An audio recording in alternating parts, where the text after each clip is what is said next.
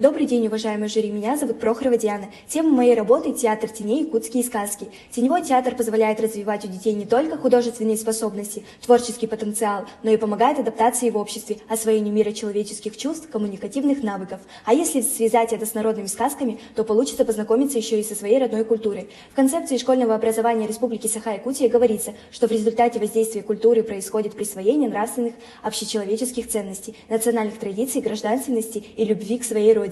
Цель – создание настольного театра теней. Задачи – поиск информации о происхождении искусства театра теней, воспитание на основе содержания якутских народных сказок, уважение к традициям народной культуры, создание сцены экрана и кукол, экономический расчет стоимости. Предполагаемый продукт проекта – настольный театр теней по якутской сказке «Икыга» «Лунная девушка». Моя работа будет построена на теоретических и прикладных исследованиях, реквизит, который потребовался для этого театра. Источник света – у нас это фонарик от телефона, экран, мы использовали пергамент, куклы-силуэты на палочках, декорации. Я решила изготовить инструкцию к пользованию театром теней «Якутские сказки» и распечатала саму сказку с красивой иллюстрацией. Дизайн инструкции сказки мы разработали в приложении Canva. За сценарий взяли якутскую народную сказку «Икыга» «Лунная девушка». Теперь разрешите показать вам сказку. Внимание на экран.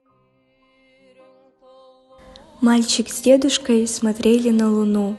Стояло прекрасное полнолуние. Тишина, и только собаки лаяли. Мальчик удивился и спросил у своего деда: «Дедушка, почему собаки воют на луну?» Дед посмотрел на луну и сказал: «Жила-была одна служанка и пошла с ведром за водой. Бедная девушка знала трудную жизнь с детских лет. Прорубила прорубь и тихонько плакала из-за своей сложной судьбы, и она захотела покинуть этот мир.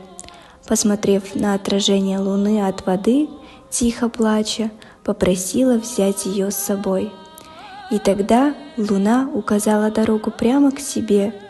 Девушка поднялась, последний раз увидела свой уже чужой мир. Видишь пятна на луне? Это она, лунная девушка. Поэтому собаки воют, смотря на луну».